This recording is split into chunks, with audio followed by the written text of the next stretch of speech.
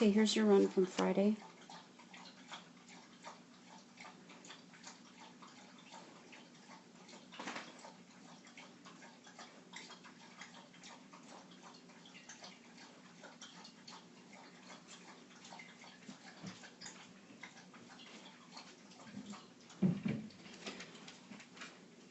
And I think his jumping's okay.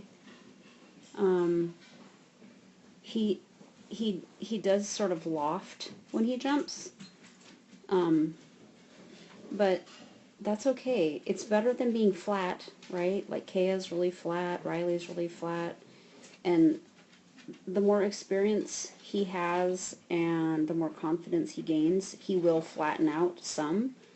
So I think it's fine how he is. All right. It looks like you're doing really well with him, though.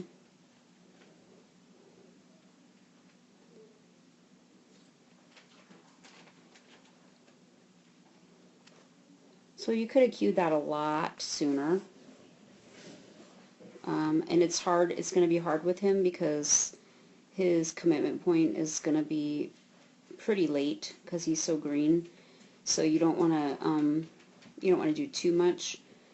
But you're just starting to turn now, and he's lifting off, and so he's looking this way. I don't know if he's looking at that jump or the weaves or whatever, but could have done that sooner. But you get him back. And here, so this part, you didn't really need to move a whole lot between that jump and this jump because they're making a wrap into the weaves. And so you just kind of gave him a lot of forward cues, and then you didn't turn him until he's already landing. So he just went kind of, long there.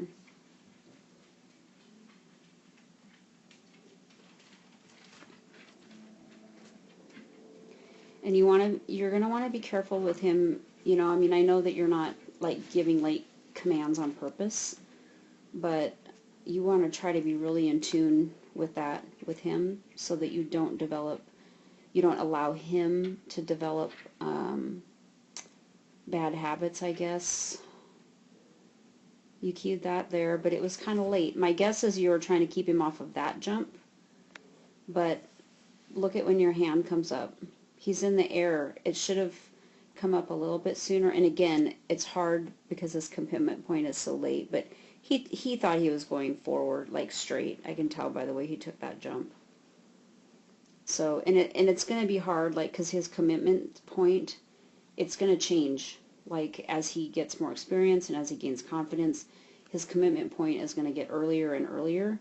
So it's going to be, a little kind of difficult for a while you guys figure each other out.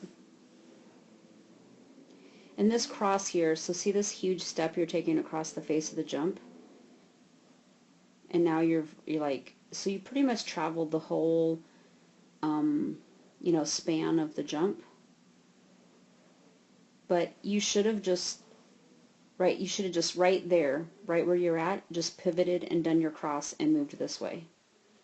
But by continuing to step this way, and he didn't know there was a turn at all because he like landed on you almost. You have your outside arm up, but you are still moving this way, and this is going to be one of the things I was just talking about where it's going to change with time. Like he's going to learn, he's going to figure this stuff out, and probably he's cueing off your motion as primary, and because you're still moving this way, he took that jump straight and launched over it and landed into you and didn't read the cross. But he will get better at that, and I think what you did was fine and your timing was fine. You just pulled him off there.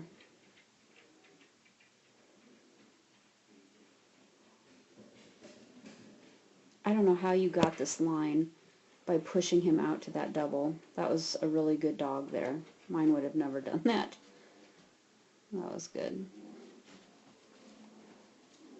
I think the rest of it's good. You have a little trouble at the end, but God, it was like running out the full length of the barn. You do a rear there, which is smart. And he's just young and green and looking at you and turning to you a lot, so that's fine. Not too bad though, Karen. Good job.